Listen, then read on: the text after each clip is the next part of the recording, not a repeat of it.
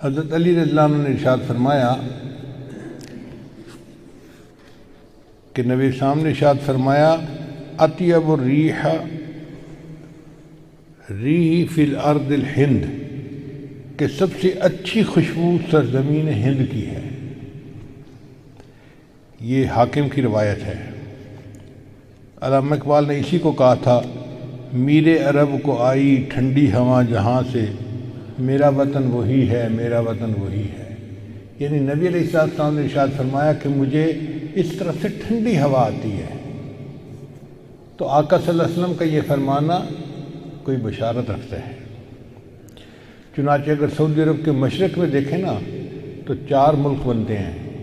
ایک تو ہندوستان بنتا ہے، مگر اس میں سے چونکہ ہندوؤں کی اکثریت ہے، سکھوں کی اکثریت ہے، مسلمان اگرچہ 20 کروڑ ہیں مگر وہ ان میں تحلیل ہو جاتے ہیں، پتہ ہی نہیں چلتا کہ مسلمان ہیں یا نہیں۔ ہر معاملہ وہاں ہندوؤں کے ہاتھ میں ہے، تو ہندوستان تو آپ ایک طرف کر دیں۔ پھر اس کے بعد دوسرا ملک ہے ایران۔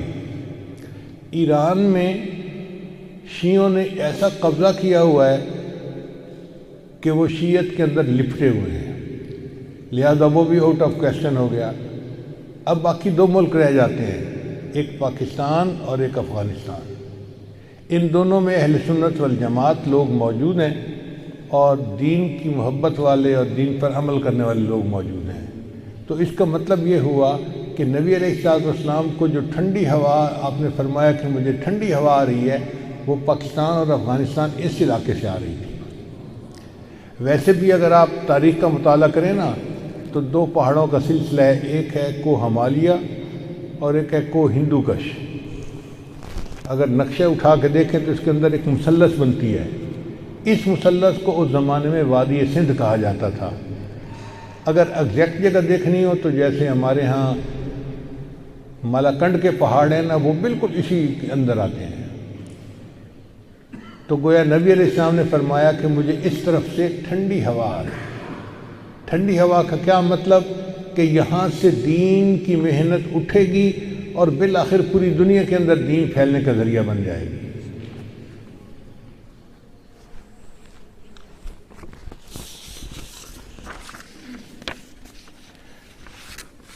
چنانچہ امام ربانی حضرت مجدد ثانی رحمۃ اللہ علیہ اسی علاقے میں تھے۔ دارالعلوم دیوبند جیسی دینی درسگاہیں اسی علاقے میں، حضرت شیخ الہند رحمۃ اللہ جیسی شخصیت اسی علاقے میں، اسی علاقے میں تحریک خلافت اٹھی اور اسی علاقے میں تحریک ریشمی رومال بھی اٹھی۔ مولانا محمد علی جوہر رحمۃ اللہ کی والدہ وہ بہت نیکی والی تھی۔ ان کے بارے میں مشہور ہے کہ بولی اماں محمد علی کی جان بیٹا خلافت پہ دے دو۔ یعنی ایک وقت ایسا بھی تھا کہ مائیں ایمان میں اتنی کامل ہوتی تھیں کہ وہ اپنے جوان بیٹوں کو خود کہتی تھیں، بولی اماں محمد علی کی جان بیٹا خلافت پہ دے دو۔ یہ کوئی چھوٹی بات نہیں ہے۔ مولانا محمد علی جوہر رحمۃ اللہ علیہ اور مولانا شوکت علی دونوں بھائی تھے۔ انہوں نے خلافت کے بارے میں خوب کام کیا اور انگریز سے آزادی پانے کے لیے خوب کام کیا۔ تو فرنگی نے ان کو دھمکی دی کہ اگر تم باز نہیں آؤ گے نا تو ہم تمہیں پھانسی پہ لٹکا دیں گے۔ جب فرنگی نے دھمکی دی تو مولانا محمد علی جوہر رحمۃ اللہ دبے نہیں، بلکہ انہوں نے تاریخی اشعار لکھے۔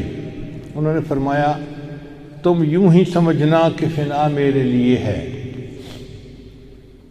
تم یوں ہی سمجھنا کہ فنا میرے لیے ہے، پر غیب میں سامان بقا میرے لیے ہے۔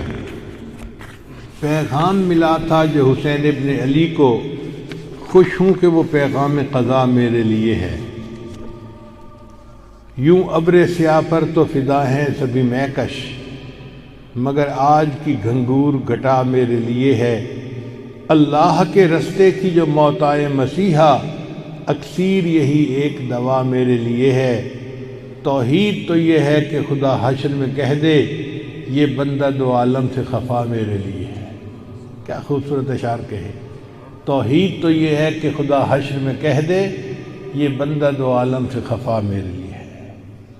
چنانچہ ابن ماجہ کی روایت ہے، نبی صاحب نے ارشاد فرمایا، یخرج ناس من المشرق فیوتئون للمہدی کہ مشرق سے لوگ نکلیں گے جو امام مہدی کی راہ کو ہموار کریں گے۔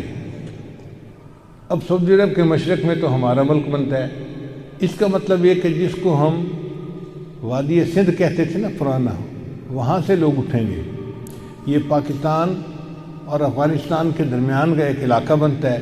اللہ ایمان والوں کو یہاں سے اٹھائیں گے اور پھر وہ امام مہدی کے آنے کی راہ ہموار کریں گے۔